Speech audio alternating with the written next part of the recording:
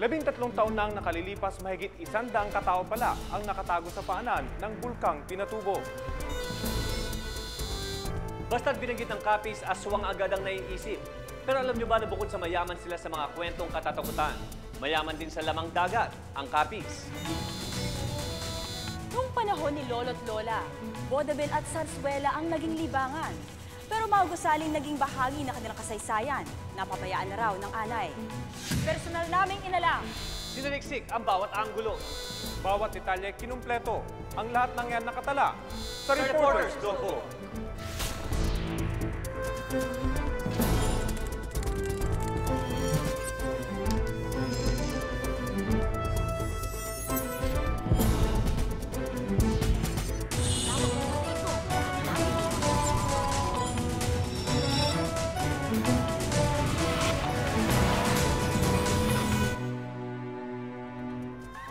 Mga aswang, nagtipon-tipon sa harap ng publiko sa Capiz. Ang mga tagong yaman ng Capiz sa pagpapatuloy ng Reporters Notebook. Sobrang liblib na lugar na ito. Kanina pa kami gumagala. Siguro naman, kung may kami dapat makita ang aswang o kung ano man, dapat yan pa namin nakita. Mga ulat na maaasahan at makatotohanan, nakakaalam itong lugar niya. Libangan, may mapupulong, may matututunan, oras di masasayang. Tara na, sumama kami, susuka. Tara kami, kasama kami, kapuso ka. Kay Jessica.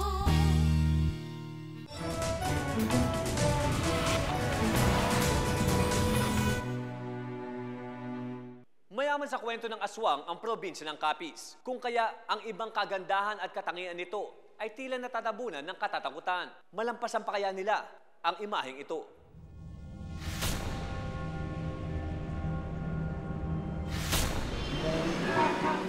Basta nababanggit ang probinsya ng Capiz, iisa ang naiisip na marami. Mula nung bata pa ako, parang familiar dyan sinasabi yung mga aswang-aswang. Mga lugar ng aswang. Mga tao daw doon tungkol sa mga aswang. Lugar na maraming aswang. Kaya para alamin kung paano nagsimula ang ganitong imahe ng naturang probinsya, nagpasya kaming pumunta sa Capiz. Bata pa ako, bumibisita na kami rito sa Rojas City sa Capiz. Ito kasi ang probinsya ng aking ama. Ang biro pa nga niya sa akin noon, huwag daw akong matakot sa aswang dahil may lahi rin daw kami nito. Napadpad kami sa bayan ng Panitan. Dito namin nakilala si Pancho Dolor. Halos 4 na taon na raw ang nakalilipas mula nang maging biktima siya ng aswang. Gabi raw noon at nasa labas siya ng bahay nang bigla siyang sunggaban nito. Lagba, balahibo. Mahaba ang balahibo. Malalaki ang bibig at mahaba ang nguso. Parang aso. Nawalan daw siya ng malay at nang magising, nasa ospital na siya. Ang patunay niya sa pag-atake sa kanya ng aswang, ang mga peklat at kalmot na ito. Pero ang paniwala ni Pancho, pinabulaanan ng pulisya. Ayun, may pakita niya, may kalmot siya. Pero nang amin siya dalhin kay doktora Advincula, ang amang municipal physician, ay nakuha doon sa katawan niya yung tinik ng buli. Hindi naman pangil ng aswang. Kung dati tahimik ang mga taga-Capiz basta napag-usapan ng aswang, ngayon, sa pangunguna ng Dugo Cabiznon, isang non-government organization, tila ipinagsisigawan na nila ito. Noong Biyernes, isang pista ang kanilang ipinagdiwang, ang Aswang Festival. Layo nitong hamunin ng mga taong maghanap ng aswang para habang naghahanap, makita nila ang tunay na kagandahan ng Capiz. We want to change the negative image of Capiz. By showcasing this festival, papakita namin na there's no truth to the rumor na it's aswang. Aswang is only a myth.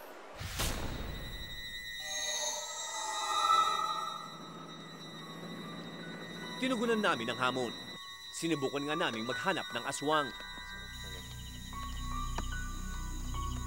Dahil sobrang liwanag ng buwan ngayong gabi, paglakad tayo dito sa Medyo malayo-layo yung munisipalidad. Eksakto alas 12 na, nasa liblib tayo na lugar. Kinikilabutan ako. Bakit? Parang may gumagalaw na kanina. Sobrang liblib na lugar na ito. Kanina pa kami gumagala. Siguro naman, kung mayroon kami dapat makitang aswang o kung ano man, dapat kanina pa namin nakita. Wala. Ang isang teorya kung bakit pinaniniwala ang may aswang sa Capiz, nag-uugat pa noong panahon ng mga Kastila. Binansagan daw ng isang praile ang dalawang katutubong babaylan sa probinsya na aswang dahil sa pagiging pagano nila o walang paniniwala sa Diyos. Ang itsura umano ng mga aswang sa Capiz ay nag-aanyong paniki, manananggal, nagiging aso, at tik-tik. Para hindi dayuhin yung Capiz, para hindi masyadong maraming taga-ibang isla na pumunta sa Capiz, parang pinalago nila yung mito tungkol sa aswang. Hanggang ngayon, tila anino na ng Capiz ang imahe ng aswang. Pero lingid sa kaalaman ng marami, ang probinsyang ito ay itinuturing na seafood capital ng Pilipinas.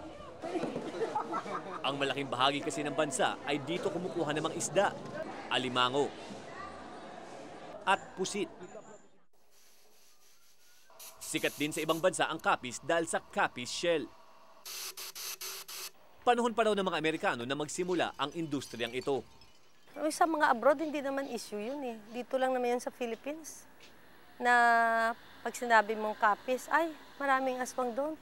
Pero pagka yung mga customers namin sa abroad, wala. Hindi lang dyan mayaman ang probinsya. Nariyan din ang Baybay Beach. At ang ipinagmamalaki nilang Panay Bell. Isa sa ipinagmamalaki ng mga taga-Capiz ay ang pinakamalaking kampana na matatagpuan sa tuktok ng Panay Church.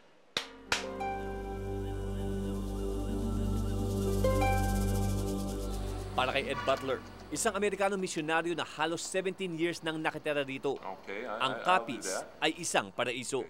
In fact, this is one of the nicest provinces in the country. In fact, we've always enjoyed our time here. Why?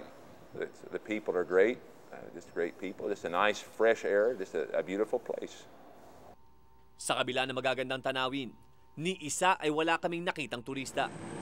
Nakalulungkot lang na dahil sa nakakatakot na imahe ay nababaliwala ang magagandang katangian ng Capiz.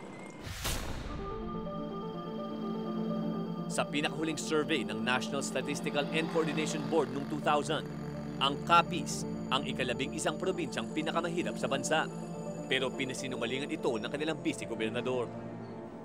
20 poorest provinces, nandun kami, we were there. But we have graduated from that already.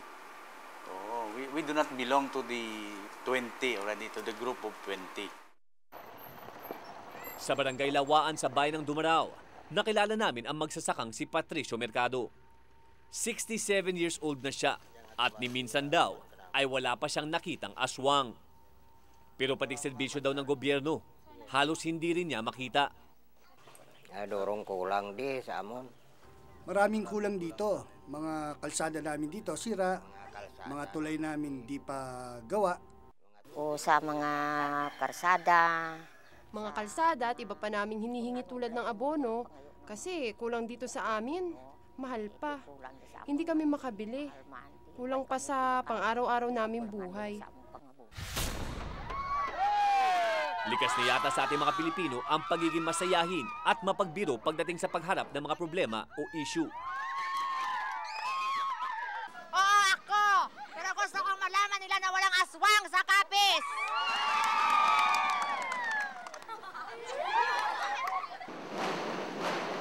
Ang mga kabiznon, sa halip na magalit sa pagbansag sa kanilang bayan bilang lugar ng mga aswang, ay ginamit pa itong pang-akit ng mga turista.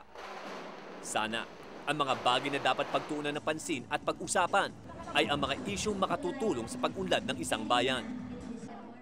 At hindi ang mga kwento o haka-hakang lalong pipigil sa pagsulong ng bawat mamamayan.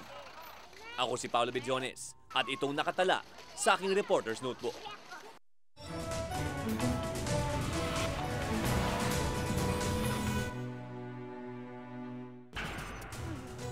Mga katutubong namatay sa kuweba ng sumabog ang Pinatubo. Tutuntunin sa Reporter's Notebook.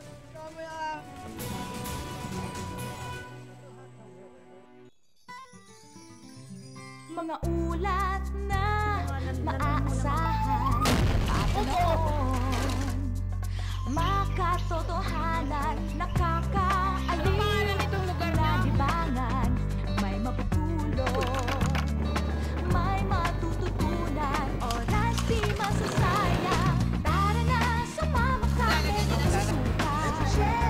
Tara na, may kasama kami, kapuso ka. Jessica.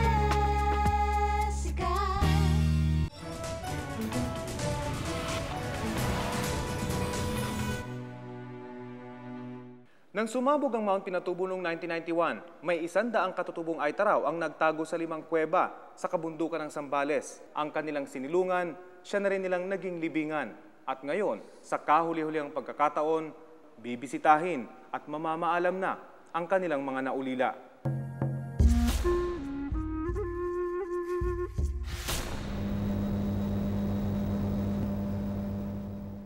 June 1991, matapos ang 600 taong pananahimik, sumabog ang Mount Pinatubo.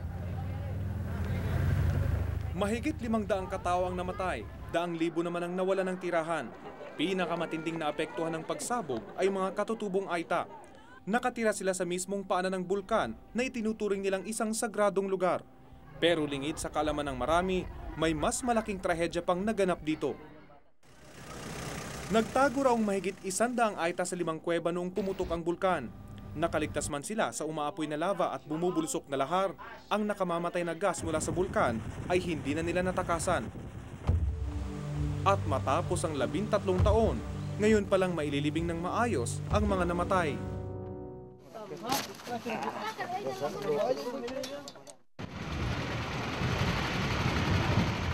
Kaya tumulak kami patungong San Marcelino, Zambales noong nakaraang Miyerkules. Kung pagbabalik tanaw ito para sa mga Aita, ganito rin ang aking pakiramdam. Namulat kasi ako sa buhay katutubo dahil sa aking ama na isang anthropologist. Maya-maya lang madadaanan natin yung baryo namin dati, yung Kakilingan. Yun, doon ako lumaki. Doon ako nagkaisip. Doon ako nangarap maging reporter nun. Berde at napakagandang lugar na ito noon. Ngayon, namumuti na ito sa lahar. Matapos matabunan ng lahar ang mga kabahayan sa mga resettlement area gaya ng isang ito sa Kanaynayan na malagi ang mga Aita. Nabuo ito sa sariling sikap ng mga Aita kasama ang isang NGO, ang Aita Development Association. Wala umanong naitulong ang gobyerno sa pagpapatuyo nito. The government sort of developed a hands-off policy with respect to the resettlement. Wala silang tulong. We were the ones to put up the houses, the school, the water system, everything. Mahalaga raw sa mga Aita ang magtanim para mabuhay. Yung Aitas, they say, what do we need basketball court for? Or a nice cemented road? All they want is good land for them to cultivate. Mas lang mabuti lang dito dahil andami yung tanim namin, pero ayun lang, ito lang daan namin, ang kahirap-hirap din po yung daan. All we asked the government was to improve the road, but hanggang ngayon, wala pa. Matapos ang mahigit 1 oras, narating namin ang paanan ng bundok. Sinalubong kami ng ilang kamag-anak ng mga namatay sa kuweba. 3 oras pa raw kaming aakyat bago marating ito.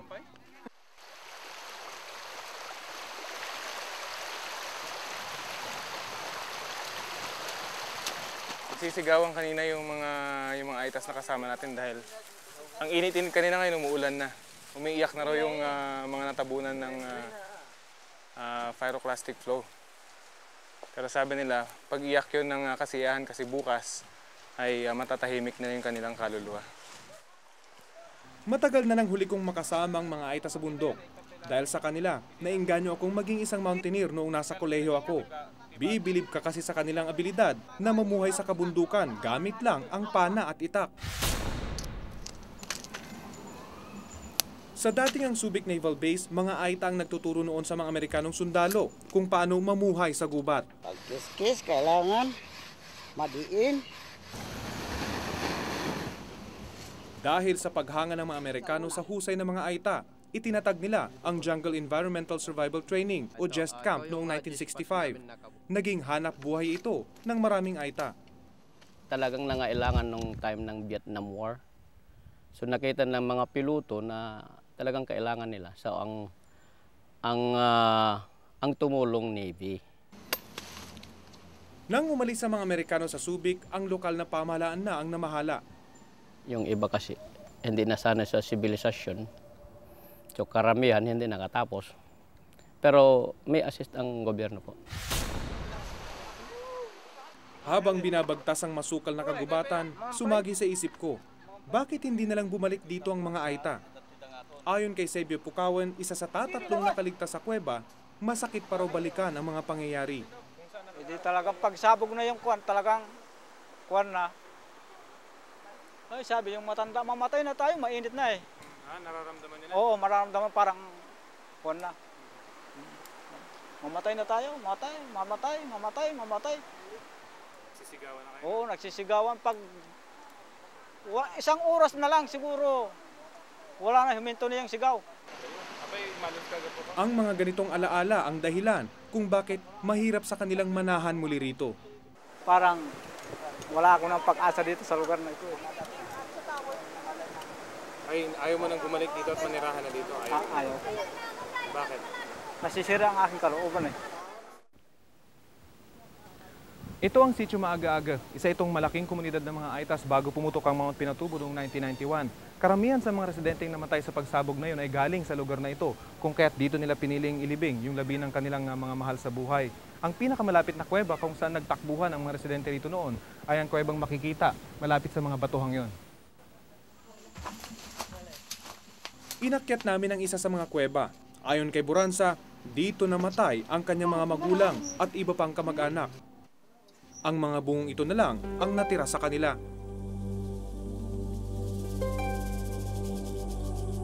Nagkulang kami sa paghikayat pero nasa kanila din nagpasya ng hindi na kami ayaw na namin mahirap yung mamatay sa hindi sariling lugar.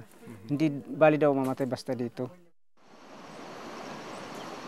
Gabi na nang bumaba kami mula sa kuweba para magpahinga. Di gaya ng iba nila mga pagtitipon, walang kantahang naganap noong gabing yon. Nagluluksa kasi ang mga Aita habang hinihintay ang libing na gagawin kinaumagahan. Dito na kami nagpalipas ng gabi.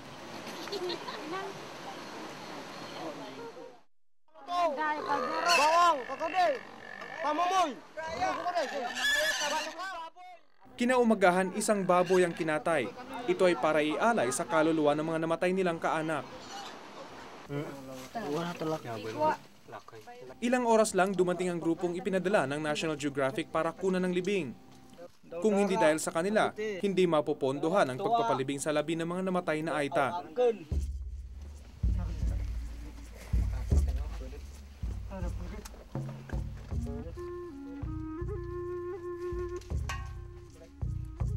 Dinasalan muna ang mga labi bago dahan-dahang ibinaba. At saka sinimulan ang ritual. Nagbaba!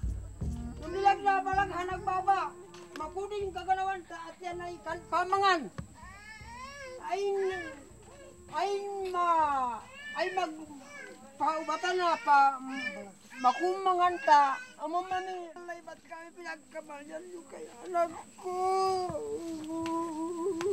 Tigya pa lang na ikaw na ko na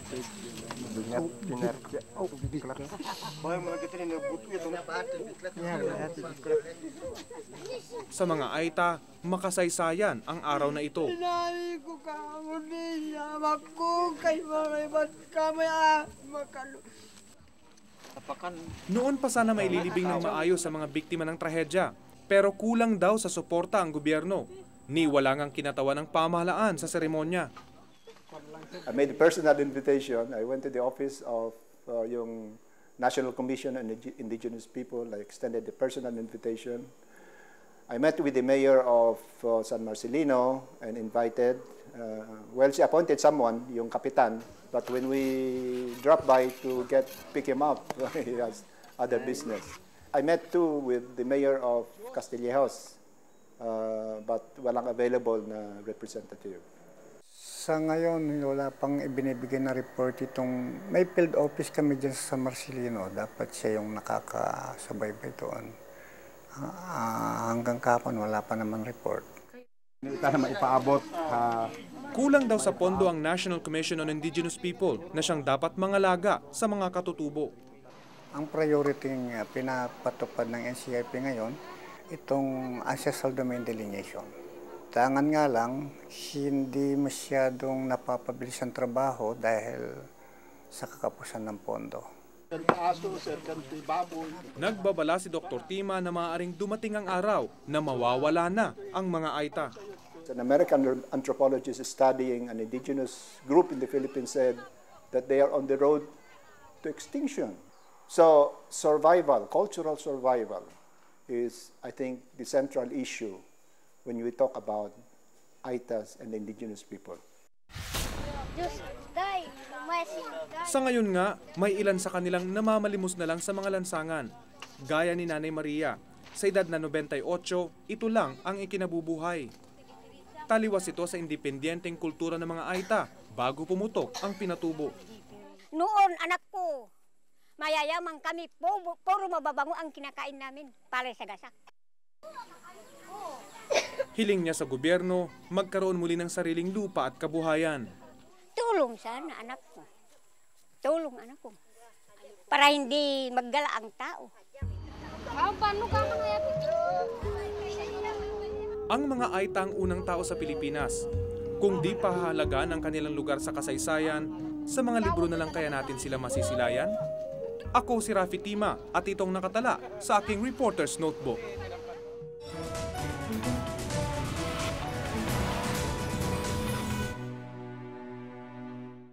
Ang mga gimmick plays nila lolo at lola, inaanay at inabandona na. Ang kwento niyan sa pagbabalik ng Reporter's Notebook.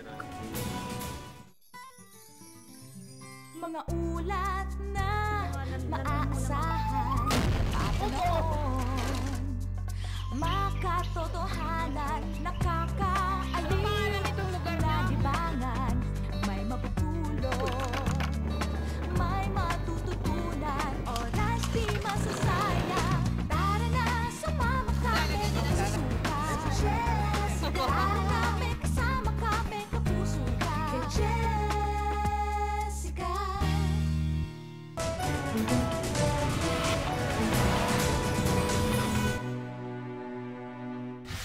Tibag dito, tibag doon. Yan ang mga ginagawa natin sa ating mga makasaysayan na gusali. Kasama na riyan ang mga pinagtanghalan ng mga sarsuela at bodabil.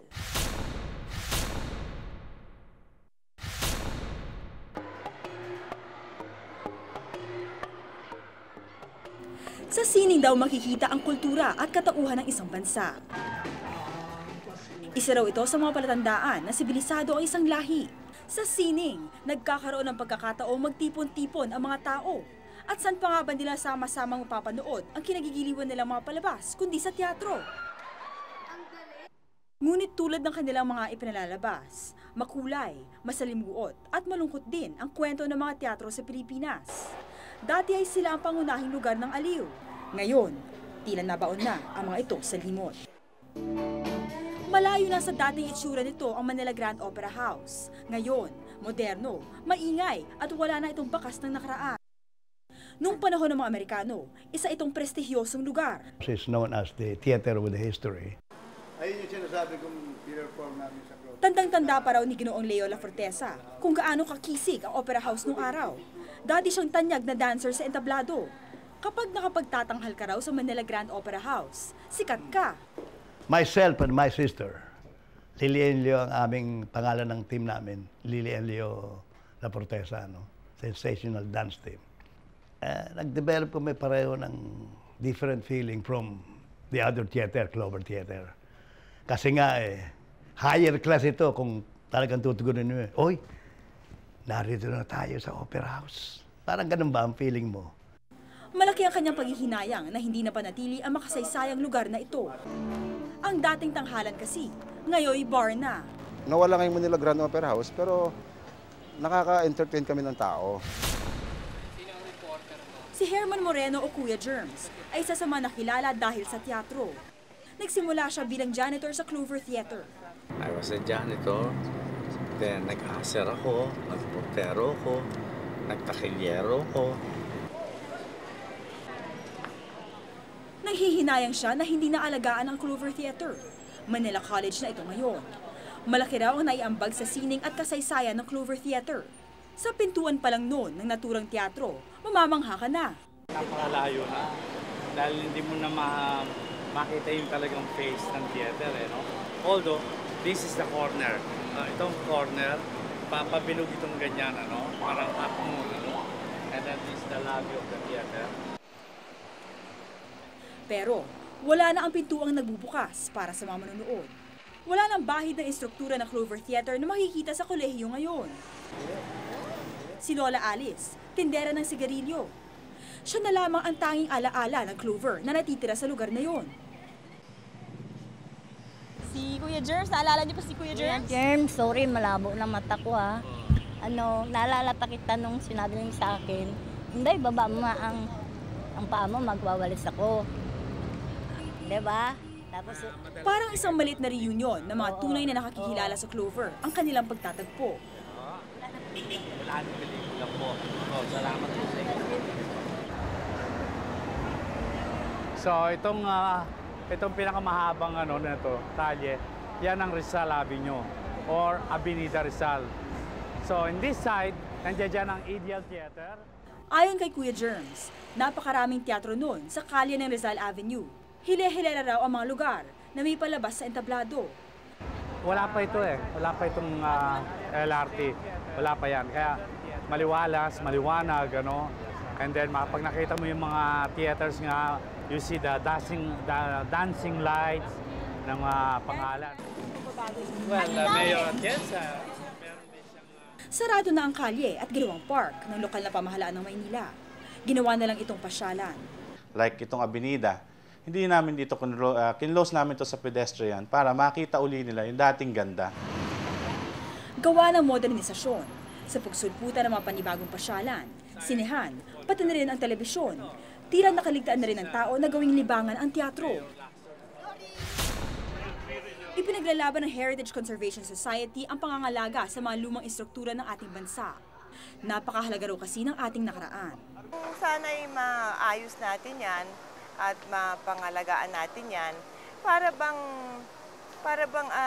inaayos rin natin o binibigyan natin ng kahalagahan ang isang aspeto ng ating kasaysayan. Ayon sa kanila, tuwing ginigiba natin ang mga makasaysayang gusali, para rin natin binubura ang makulay na bahagi ng kwento ng ating bansa. They don't really know about the importance of these things, so they don't restore them. And instead of restoring them, they demolish them, thinking that they are doing something modern and progressive. Hindi raw gusto ng gobyerno na gibain ang mga matatandang gusali, pero kulang daw sila sa pondo para pangalagaan ang mga ito. Ang kalye ng Eskolta, dati ring sentro ng sining at kultura. Tatlo sa pinakamalaking teatro sa buong Maynila ang dating nakatirik dito. Ang Capitol Theater, ang Lyric Theater, at ang Salon de Pretiera na pininiwala ang kauna-unahang teatro sa Maynila. Pero noon yun, wala na raw kasi sa moda ang mga entablado. Pictures are given already to the Ang ama ni Francisco Nakpil na si Juan, ang arkitekto ng Capitol Theater. Para raw binura ang isa sa mga obra ng kanyang ama nang buwagin ang teatro. Because of the destruction that was done by the continuous bombardment by both Japanese and American forces. Well, of course, so that all, the other buildings that were designed, that he designed, were all destroyed. Not only Capitol. Ang Lyric Theater naman, di rin nakaligtas sa takbo ng pagbabago. Isa na itong department store. At tila naglahong walang bakas ang Salon de Pretiera. Ni walang makapagsabi kung saan ito nakatirik noon. Nakilala ang Metropolitan Theater sa kanyang katanyagan. Taglay ang magarbong looban nito. Bagay para ideklara ito bilang national landmark. Pero sa paglipas ng panahon, tila naglaho na rin ang dating kagandahan nito. Kamakailan lang ay kinondena na ito ng Manila government. Sira-sira na ang ilang pader. Tila isang kalawang na lang raw ang di pumipirma, kaya hindi pa ito tuluyang gumuguho. Sunog siya, oh. It will take 200 million pesos para i-restore yung Metropolitan Theater. Ang GSIS ang nag-aalaga nito nung panahon ni dating unang ginang Imelda Marcos. Nagtataka nga ako bakit nga yung ating mga local government officials, sila pa nga ang, para pang hindi nila nalalaman na importante pala ito.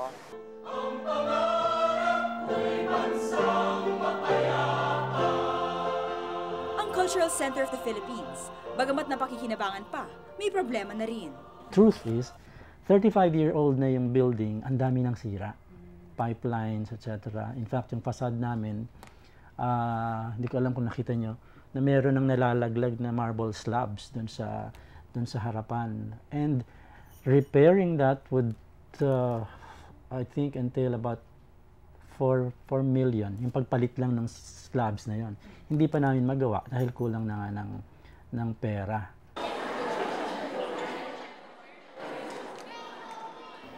Wala namang masama kung makipagsabayan ang Pilipinas sa agos ng pagbabago. Sino nga naman ang gusto magpahuli sa mundo? Pero dapat ba maging kapalit nito ang kasaysayan ng ating lahi at ugat ng ating tunay na pagkatao? Ako si Hana Alcoseba at ito ang nakatala sa aking Reporter's Notebook.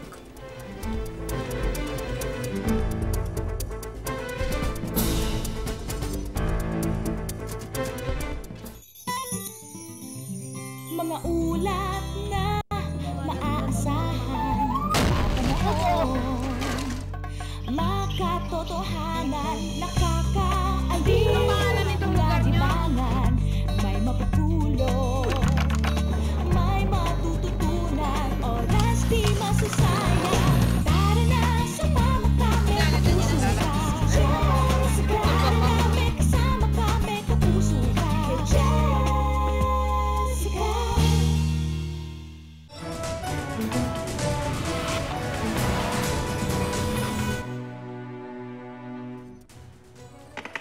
Kung may nais kayong ipasiyasat na issue o balita, maaari kayo tumawag sa aming numero 928-4239. Maaari rin kayo mag-email sa reportersnotebook@gmailnetwork.com. Para sa mas malalimang pagtingin sa mga issue at balita, samahan kaming muli sa susunod na Martes. Ako si Hana Alcoseba. Ako si Rafi Tima. Ako si Paolo Bediones at ito ang Reporter's Notebook.